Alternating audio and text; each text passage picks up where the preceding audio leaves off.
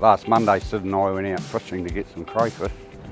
And we got caught by a bit of a wave, a bit of a swell. I lost my balance a wee bit. Sid had the pot on the edge of the boat and the wave hit us, and of course he lost his balance. And then that was it, over we went. And tipped out of the dinghy. We told the dog to go to shore and he actually went, which was good. And we laughed about it later. We thought we should have grabbed the dog's tail and let him tow us in, but of course he was gone, he was out of there that quick. It wasn't funny. The wind took us, we thought, towards the shore, so we decided to leave the boat, which was the wrong thing to do. The petrol tank floated, so we grabbed that, both of us. We had life jackets on, of course, and of course the tide took us out. Before we knew it, we were probably half a mile out, so we tried to swim to shore, then we realised we couldn't, and you wouldn't believe it, Sid said, "There's the boat." I spotted the boat. It would have been about a foot underwater. It was upside down, but it was submerged. So I said to Fred, "Come on, let's head back to the boat, mate." I said, we've got to get back there and then we'll decide what we're going to do when we get there. So that's what we did. So we found the boat again and swam back to it, and we didn't let that go ever. We should have stayed there in the first place, After a while, the cold got us. I couldn't feel my fingers, my hands, my feet. And then we got a bit, I did anyway, bit incoherent. You don't sort of think straight. Wondering why no one was coming to get us. We said our goodbyes. We thought that was it, The waves were started to get pretty big. I got smashed around so much. But then the cold started getting in. Not that I felt any cold, but I think I just started to sort of get lose consciousness off and on. We're positive though, really, because Fred was saying, "Come on, mate, we're going to get over this." And I said, "Yeah, of course we are. We're going to get over this. Somebody's going to come." So we kept positive dialogue. That's another thing I think you got to do. Keep reassuring your mate. Tell him lies if you got to. Like I told Sid, "We're right, mate. We're drifting in." And he went, "Bullshit. We're drifting out." We could see the Ian standing on a section. I was mucking around doing a few other bits and pieces and wasn't really taking much notice, and then I thought, they're taking a bit long. Then I thought, no, something's wrong.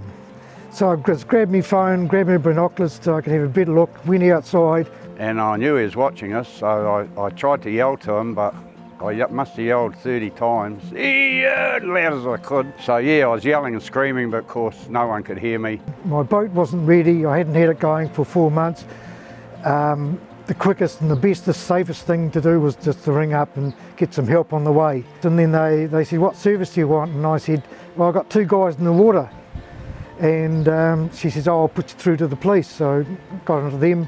I stood out in the front lawn so that Fred could see that I was out there. That's when they said, "Oh, the chopper's on the way." And then it was just a matter of watching everything unfold. When the helicopter came, Fred had yelled out, "The chopper's here, mate." I thought he was hallucinating, because we grasping at straws, so to speak. And I thought, it might be a helicopter, and I just had him to look up, and it was. The chopper was going past us, and he turned around and came back into the wind. Last I saw was the lady coming down on the rope. I didn't see anything else till I woke up in hospital. And I'd like to thank Sarah because Sid was pretty well unconscious and he was fighting her. He didn't want to let the boat go, and she done a marvellous job getting him in the harness, And then they come back and got me, and I couldn't get my leg in the harness because I couldn't feel my legs. She got me in it and we got up there,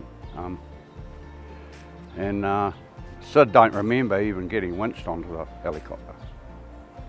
He didn't wake up till he was in hospital. Without them we wouldn't have made it. I had flares in the boat, but we never had them in a waterproof container. That's another lesson we learnt. We had a baler, but that floated away. It'd be a good idea to tie it to the dinghy if you're going to have one. Warm clothes, should have warm clothes, which we didn't have. Don't ever leave the boat. If you've got plenty of room, throw a couple of extra life jackets in because you can use them as well, which I wish we'd had a couple each. I would have worn 6 if we'd had them, When we fell in the water, we never had any waterproof gear. Like we should have had a phone in a plastic bag maybe, and an e-pert, which we've got now, but we never had. But I've got to emphasise that if you've got stuff like that, it's got to be in a waterproof bag, and it's got to be on your life jacket, because once you go in, you're not going to have it. But the sea, you can't underestimate the sea. And we did. Yeah. And we nearly paid for it, you know. But So all I can say, anybody who's contemplating going out, double check. Make sure, you know, if you feel a little bit like it's maybe a little bit uncomfortable out there, don't go there.